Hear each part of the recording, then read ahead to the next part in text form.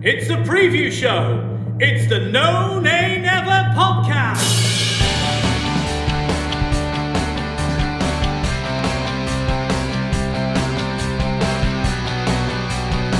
Hello and welcome to the very first preview show of 2022, brought to you by the No Nay Never podcast. I'm your host, Natalie Bromley, and joining me into the new year, here's the main man himself, the headliner of the preview show, and that is, of course, Dave Statman Roberts. Dave, Happy New Year!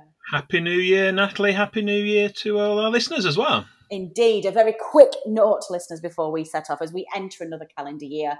We just want to take a moment to acknowledge just the fantastic support that our listeners have given us throughout 2021, particularly over the last couple of years, actually, which has been very difficult with lockdowns and Project Restart and fixture changes and everybody just not really knowing whether they're coming or going. But you've stuck with us throughout and we are very, very grateful. So a Happy New Year, and let's hope we can continue to entertain you into 2022, which, of course, Dave, is what we are wanting to do. Now, unfortunately, we are starting this 2022 with another defeat. Burnley were away at Old Trafford this week and succumbed to a 3-1 defeat with a very makeshift team again. And it's just not working for us at the moment, is it, Dave? It's just not clicking. It's not. I mean, we had chances. I mean, we're probably a little bit more open than we have been. Maybe that was a function of the formation that we had. Aaron Lennon was kind of playing a number 10 role. I mean, Vidra was on the bench but wasn't fully fit, which is why he didn't start. And teams are having to make do with what we've got. I mean, it's Leeds have had their troubles as well. We'll come on to that a little bit later. But it's difficult for sides at the moment, getting teams together and making the best of what they've got. Yeah, definitely. It just feels. A couple of people tweeted me last night, actually, Dave, and it's one that we'll maybe cover on the analysis show when we do our first one of 2022. But why did we play? You know, it feels like all of the other Premier League teams are, getting games called off left, right, and centre with just a couple of cases. We had about 5 cases out last night and didn't choose to ask for the game to be postponed, and it just. Can we sometimes be a little bit too stubborn for our own good, Dave? I don't know. Just a few people tweeted this thing last night, so I thought I would mention it.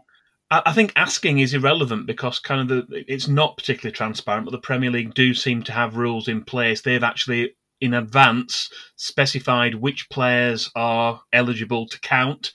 And if you've basically got 14, including a goalkeeper, then the match goes ahead. So asking for the game to be called off or not seems to be an irrelevance at the moment. And there are teams that are, I don't know, maybe gaming the systems. There's a suggestion, perhaps, that because the process isn't transparent, that some teams might be gaming the process slightly. And there are certain teams who have more to gain from it as well. If you've got the likes of Newcastle, who had their last game called off, and it's been announced, I think, the next game against Southampton, that's been called off as well. They've got a war chest to spend in January, so they can bring players in and they're eligible to play. What about having a situation where, for rearranged games, you have sort of a cup-tied situation? So players who come in the January window aren't eligible to play in the rearranged fixtures. It is, but on the basis that I'm hoping that we sign some players, Dave, I wouldn't want us to be bound by that rule either, because we are one team that desperately needs to be able to rely on that, because if we do manage to bring some cover in January, I want them all to be fit, particularly if we can find another Maxwell Corney who can just bring some creativity into the side. So, on the basis that we need to rely on that, I'm going to say no. I'm going to say I'm all right with that. But yeah, let's maybe cover that, listeners, on the new analysis show when we do that next week. Drop us a quick line and let us know what your questions are about, what we should and shouldn't be doing during these COVID times. I'd be interested to hear your thoughts. In the meantime, Dave, we have a quiz question to give an answer to. That was before we looked back for that Manchester United fixture. We ask our listeners the last time. It's not the last time, Dave. Why do I keep saying time? It's because it's New Year, guys. I'm obsessed with times and clocks and countdowns. Question was, the last Burnley player to score a penalty at Old Trafford scored twice from the spot in the same game. But can you name him and what was the year? Now, the closest I even got to this, Dave, was guessing that it was quite some time ago, but I could not give you a name or a year. So put our listeners out of their misery, please. The correct answer was Leighton James. He scored 2 penalties at Old Trafford in a 3-3 draw. That was in April 1974. And that was also the season that Manchester United were relegated to the second division. They played city rivals City. I think it was Dennis Law that scored the goal for Manchester City that sent them down. So, that was the answer to the question, Leighton James. And did we get any correct answers at all? Well, there wasn't a lot of time to do it because we're a very quick turnaround between our trip to Old Trafford and Ellen Road, and obviously our hectic recording schedule that we've got has meant there hasn't been much time for us to receive quiz answers this time. But if any of our listeners did know the answer to that one and we've not been able to get it through to us in time, then well done to them. Yeah, indeed. Well, we are going to have another quiz question for you at the end of this episode. You don't have to wait very long. You don't even need to wait for a whole year because we're in the new year. We are, of course, going to give you the very first quiz question of 2022 at the end of this episode. So don't go anywhere. Stay tuned. Premier League head-to-head. And let's get on to previewing the Clarets' next fixture, Dave. It is another Premier League match. It is Leeds United away. Oh, it's a big one. Sunday, the 2nd of January at 2022, a 2 p.m. kickoff, but not televised anywhere in the UK that we are aware of anyway. So why don't you start with the history of this fixture, please, Dave, looking at Premier League meetings. This will just be the second season that Burnley have faced Leeds United in the top flight since the inauguration of the Premier League in 1992. Of course, our history does go back much further than that, and we will mention that when we come to our memory match section shortly.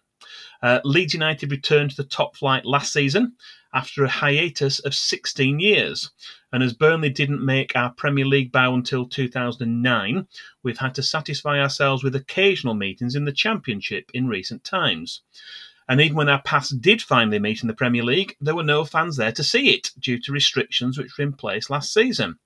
Our one and only previous Premier League visit to Ellen Road then last season was a controversial one, with an extremely debatable penalty being given at one end after just 5 minutes, and a perfectly good Burnley goal from Ashley Barnes being disallowed at the other end later on in the game due to the combined actions of whistle-happy on-pitch referee Robert Jones and his video assistant Michael Oliver, who between them got the situation totally wrong.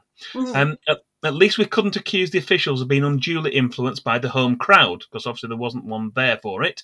But as it was, it ended 1-0 to the home side, with that early Patrick Bamford penalty being the only difference between the two sides. Yeah, indeed. Memory match. What about the memory match then, Dave? What have you chosen to look at for this one? A lack of recent top-flight meetings means that we have decided to delve into the archives this week, and we've chosen a match which took place in March 1974. Jimmy Adamson's Burnley, wearing navy blue shirts, were the visitors to Ellen Road to take on Don Revie's Leeds United. After taking the lead through Paul Fletcher in the 16th minute and then seeing the home side equalise through a header from Alan Clark in the 39th minute, there was still time for one more goal before the break, and what a special one it was. Paul Fletcher was the goal scorer again, with what is certainly considered by some as one of the best Burnley goals of all time, as his spectacular bicycle kick flew into the top corner past a helpless David Harvey, stunning the Ellen Road crowd as the visitors retook the lead. Second half goals from Doug Collins and Jeff Nolte put the game beyond Leeds United's reach, and the Burnley fans were left to enjoy a most memorable performance and result. On this day. Okay then, Dave. Well, during the first half of the season, we have been taking a look back at past matches played on the same date in the past. And we are going to include that in as a feature right the way through to the end of the 21-22 season. So why don't you tell us all about the highlights from past matches played on the 2nd of January? Yeah, this will be the 30th Burnley game played on the 2nd of January. In the previous 29, Burnley have managed 9 wins. It started off being a very good date for us, with Burnley remaining unbeaten in all of our first 6 matches played on the 2nd of January between 1892 and 1915.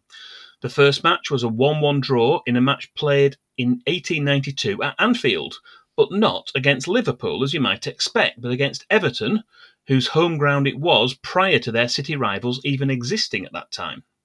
Burnley won all of the next 3 games with a 3-0 away win against Aston Villa in 1897, a 2-1 home win against Chesterfield in 1904, and a 2-1 away win at Glossop in 1909.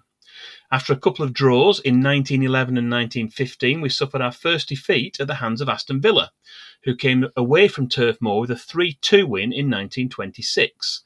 This was followed in 1928 with another draw at Anfield. This time it was 2-2, and by this time Liverpool were the hosts. After a 3-1 home defeat to Southampton in 1932, and an embarrassing 7-0 defeat at Bolton in 1935, we managed another win in 1937, beating Chesterfield 3-1. Our only game in the 1950s was a 2-0 defeat to Sheffield Wednesday at Hillsborough, and we won 1 and lost 1 in the 1960s. There was a thumping 5-2 away win over West Ham in 1960 and a 2-1 away defeat at Everton in 1967 at Goodison Park this time. We won our only game of the 1970s away to Bolton by a 2-1 scoreline in 1978 and then won 2-1 at Orient in 1984. That was sandwiched by a couple of 1-1 draws in 1982 and 1988. Burnley's recent record on the 2nd of January has deteriorated somewhat. Since 1989, there have been just 2 wins, with 4 draws and 4 defeats. We won an FA Cup third-round tie at Milton Keynes in 2010. That was the one where the manager didn't do the post-match press conference as he had somewhere else to be. And in 2012, we played Leeds United at Ellen Road. Bizarrely enough, we lost that game 2-1, though, unfortunately. Our most recent game on the 2nd of January was a 2-1 win. That was at Huddersfield Town exactly 3 years ago in 2019. That was the last time a Burnley player was sent off, as Robbie Brady saw red for a late foul in that game. So Burnley's overall record for past matches played on the 2nd of January is played 29, won 9, drawn 11, lost 9 with 40 goals for and 44 goals against. Brilliant. Scouting report! Well, that finishes our history section of this fixture. Why don't you bring us bang up to date looking at our present section, starting with our scouting report. We provided you with a more detailed scouting report when we played Leeds at Turf Moor in August in a match that ended 1-1. So this time we're just going to provide a more general update. After a successful first season back in the top flight, after an extended break, the Yorkshire side has struggled so far this season and haven't looked anywhere near as strong as they did during the last campaign, where they finished in 9th place on a very impressive 59 points. Although they have at least been able to keep the same manager so far, although they have lost all of their last 3 games, the first time this has happened under Marcelo Bielsa. We'll wait to see if Leeds choose to dip into the transfer market again during January, but their most expensive summer signing, Dan James, has yet to really show his true potential. With 8 goals so far, Rafinha is by far and away their top goal scorer, and looking at the biggest contributors in terms of FPL points, he's also way out in front on 82, with goalkeeper Ilan Meslier on 52 and Stuart Dallas and Dan James both on 43. Leeds had several absences due to injury and illness for their recent Premier League games against Manchester City, which they lost 7-0, and Arsenal, which they lost 4-1. There's still a long list of players missing. Perhaps we should ask the Premier League if we can play 7 aside instead. However, Patrick Bamford, Dan James and Jack Harrison all look like they may be back in contention, but there are several others, including those with long-term injuries, such as Liam Cooper and Calvin Phillips. Excellent. Well, you've heard what we think about our visitors this weekend, but for balance, we do like to have the thoughts of a Leeds United fan. Jon MacKenzie, again, is with us once again for our opposition view. Opposition view. Hi, it's John from All Stats On We. Just a few thoughts about the game on Sunday. So obviously for Leeds, this has been a much worse season than fans were expecting. And it's kind of hard to work out why Leeds have dropped off so much. I think there's been a general narrative that it's simply about injuries only. But when we think about the first 11 that started against Burnley at Turf Moor, we had a full 11 basically, and were fortunate to get a late equaliser. So yes, the injuries have played into it, but clearly there's something else going on behind the scenes. So what are those things behind the scenes? I guess there's a few things. Firstly, I think last season perhaps overrated us a little, particularly the last 8-10 games of the season. I thought we were lucky to concede as few as we did, and there were certain indicators in some of the underlying numbers that suggested that maybe things would turn around once we had a little more game time under our belts, and so it proved to be. But obviously this season has been a very big drop-off. I think there's other elements to it as well this season. So this season teams have quote-unquote found us out a little bit more. I think there's certain things that we do that I think opposition teams can target and can make work for them. One of those things is our build-up. So there's been a few, particularly the top 6, but also it's happened with teams like Brighton and Southampton, who realise that if they can press us fairly high, they can disrupt our build-up and cause us to be fairly toothless going forward. Another thing that you can do is you can defend the wide areas quite well, and you can stop us from being able to build up in those wide areas and reduce us to just crossing in fairly aimlessly into the box, particularly if you have some big defenders. And the other thing is Rafinha is obviously our main outlet, and there's been a few teams this season who've just focused on closing him out of the game in particular, and once he's unable to do his thing, then we start looking pretty toothless ourselves. So in terms of Sunday's game, Leeds have a lot of players back available, which I think will make a difference, particularly Pat Bamford, who we've missed when he's been out. As always, I expect Burnley to go direct and hard early on to try and get the goal to then hold on to, which was the angle of attack at Turf Moor earlier this season and almost worked out for you. I thought that Burnley looked a little bit sluggish for the first half versus Manchester United and were a little bit unlucky to concede all the goals that they did from fairly innocuous situations.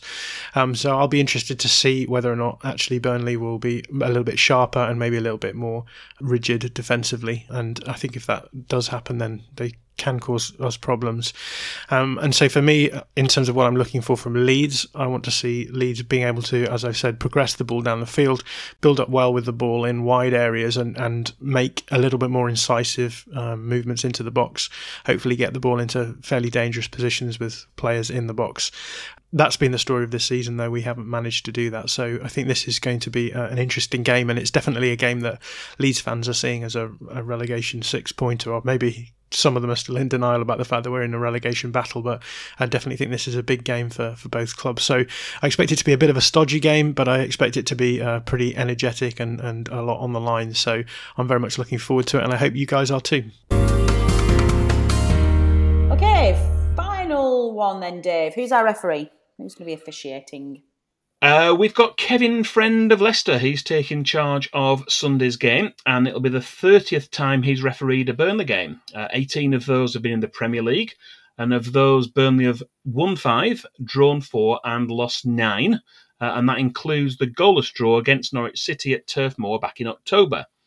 The only sendings off in those 18 Burnley games in the Premier League, with Kevin Friend as referee, were to opposition players. That was when Norwich City reduced to 9 men. That was in the match at Carrow Road in July 2020. He's also refereed a match between these two teams. That was the opening game of the 2015-16 season at Ellen Road, which Burnley came from behind to draw 1-1, thanks to a headed goal from Natalie. Ben Mee. No, Sam Vokes. Oh, I thought you were. I was certainly then. I was thinking, I don't remember Ben Mee scoring, but the whole headed goal thing, I was like, is he lining me up here for a Ben Mee goal? Of course, it was Sam Vokes. Oh, yes, Sam scored the goal, but Kevin Friend was the referee for that one. That finished 1-1. And finally, for this section, Mike Dean will be the video assistant referee for the game on Sunday afternoon. Excellent. Statman Dave's Stat of the Week. Well, I know you don't like to leave it there, Dave. I know you like to treat our listeners, so why don't you delve deep into those pockets of yours and let us have your miscellaneous stat of the week. Yeah, this week's Stat of the Week relates to the age of the Burnley team for our most recent match against Manchester United at Old Trafford. The average age of Burnley's starting 11 was 30.595 years against Manchester United, and was the club's oldest for a league game since Sean Dyche took over as manager, as well as being the oldest for a league game since we played Charlton Athletic at Turf Moor over 13 years ago. That was on the 8th of March 2008. Do you want a reminder of who the players were in that side? Most certainly do, Dave. We had, in numerical order, Gabor Kirai. So we had one, two, had several over 30. Gabor Kirai was over 30. Graham Alexander was 36. We had Stan Varga, remember him? 35. Andrew Cole, 36. Robbie Blake, 32. Alan Marn. Kyle Lafferty was the youngest. He was just 20. Wade Elliott was 29. James O'Connor, Clark Carlisle, John Harley. So they were the 11 players we had. But yeah, that was the oldest side we'd had since, prior to Thursday's game against Manchester United. I do not remember Stanislav Varga at all. Who is he? Did he come in on? I think it's either a short-term contract or came in on loan that season. Yeah, he was an Owen Coyle signing, wasn't he? Wow, do not remember him at all. That's awful and damning. I'm the worst Burnley fan in the world for not remembering him. Sorry, Varga, don't remember you. That's a good start. That's a good start. Though. I kind of thought you might go somewhere actually when I saw your tweet last night about aging squad. Is something that we all knew, obviously. So we're going to do it again, Dave. I'm going to be very clear here in my thoughts ahead of this game. If we lose against Leeds, I cannot see us getting out of this, and I think we are goners. I know you do not like to say must-win games, but I think we will never agree on that. I think there are some games that are must-win games. How are you? I wasn't massively inspired against. Actually, no, I say that there were a couple of inspiring moments in the United game, but as generally we look like exactly what we are at the moment, a very old and very tired team devoid of a few ideas. And I don't know if either the manager or the players know what they need to do to start turning some of these games into wins. But this Leeds United game is massive. It's absolutely massive. We have to beat them, Dave.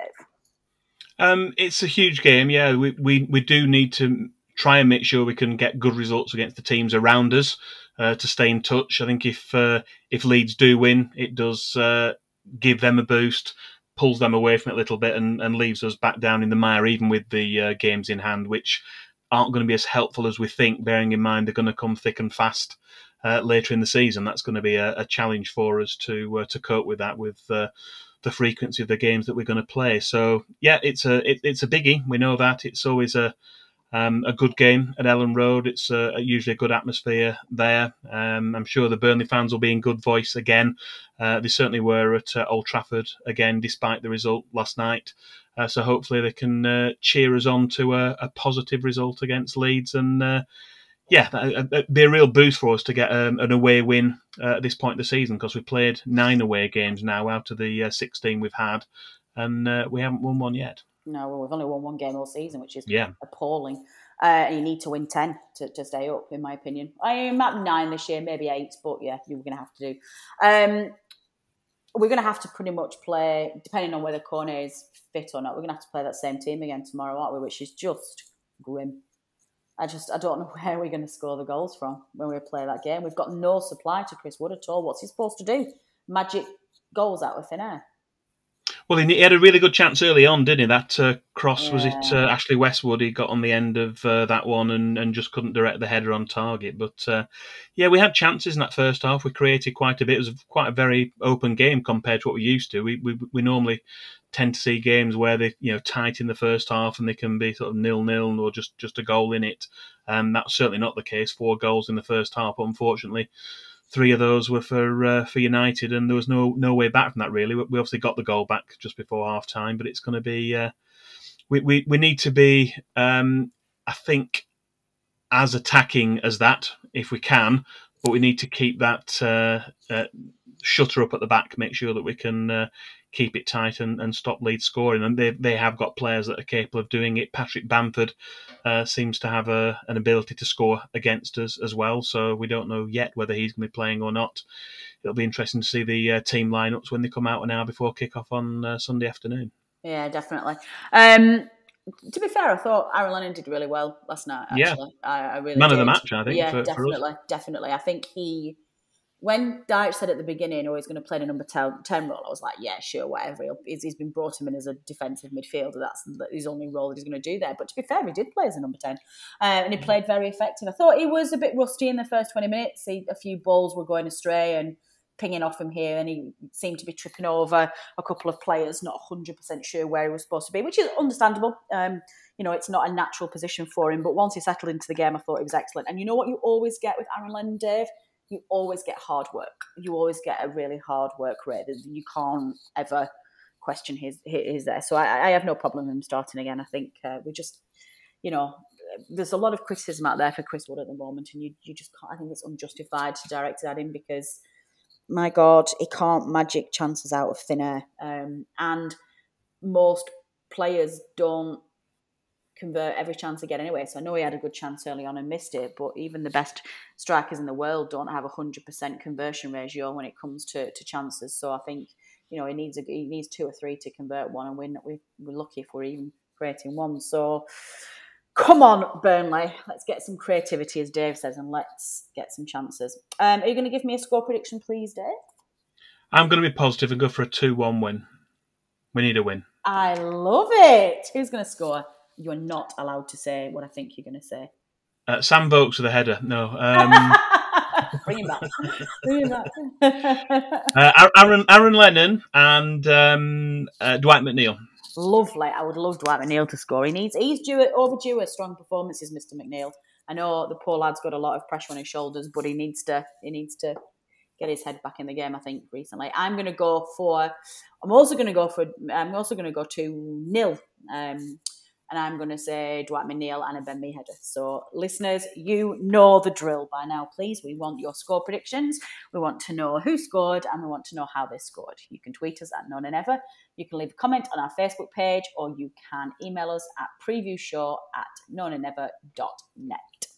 Fantasy Premier League update. Okay, second half of the show, Dave. Fantasy Premier League. Game week 20 marked the end of December and the end of 2022 as far as FPL is concerned, which means that as well as our usual updates, we are also able to confirm our December Manager of the Month. So, you want to kick us off, Dave, by talking us through all of the latest league table updates? Yeah, the festive period is always a very busy one in the Premier League, and as well as the 20 real-life managers having their challenges, it's been a hectic few weeks for the 325 managers in the No Nay Never League. But we can update you to let you know who our top 5 managers are as we go into 2022. We've got a little bit of movement at the top. I think the changes and the free hits and things have made a difference in there, so that might have a bit of evening out still to do if players are keeping them behind for double game weeks. But in 5th place, we've got down Dec Clark is in 5th. Down to 4th is Jacob Sapwell. Luke Lambert is back up to 3rd. Jaden Fitton is up to 2nd, and a non-mover, but just a lead of 4 points now. He only got 28 points last week. That's Joe Elliott, our current leader. Excellent. What about the None and Ever Fantasy League then? What about the team None and Ever? Let's do December first. Oh, okay. I can confirm now, as we mentioned earlier, now with December's matches being completed, we can reveal the identity of the latest No Nay Never Manager of the Month, and also name check the remainder of the top 3. We've got in 3rd place for December was Chris Stamworth on 355 points.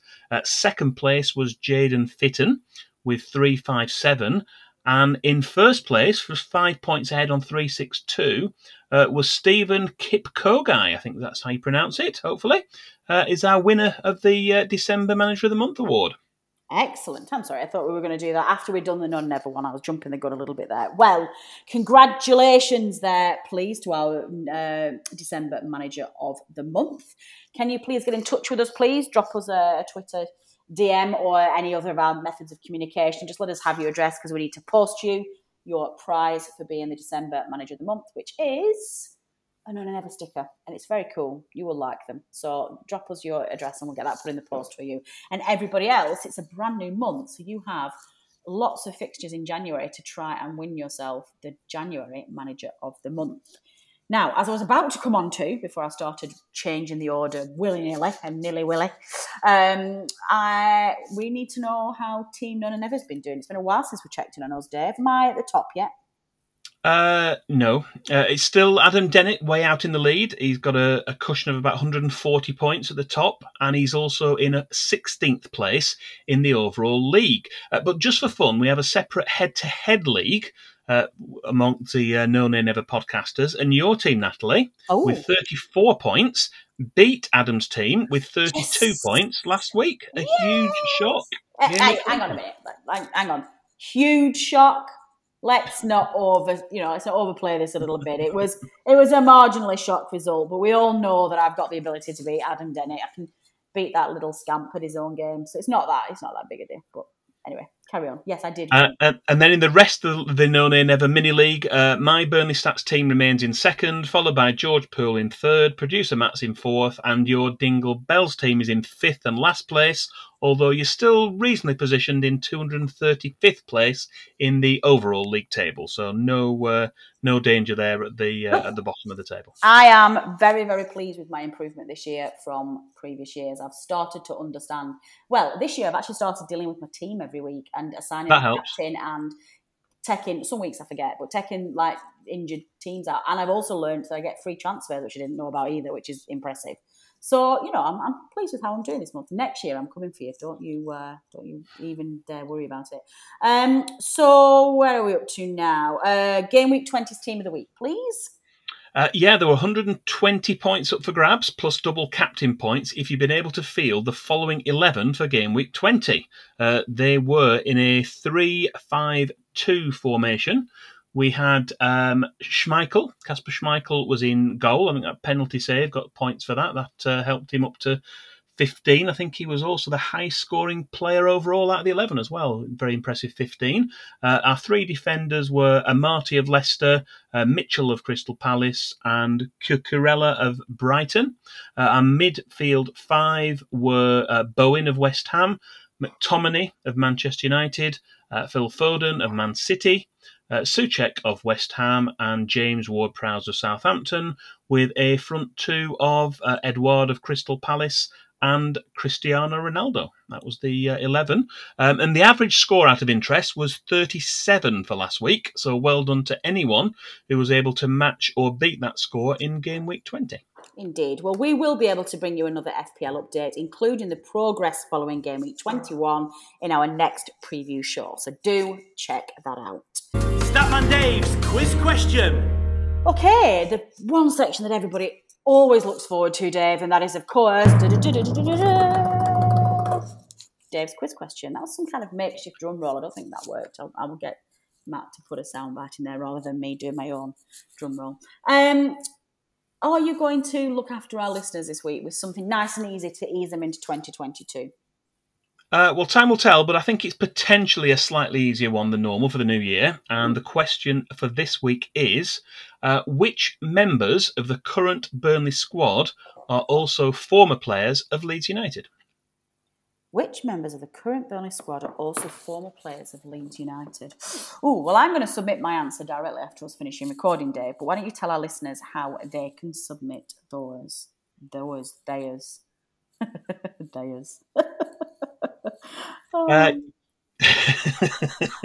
New year, still losing it. Carry on, Dave.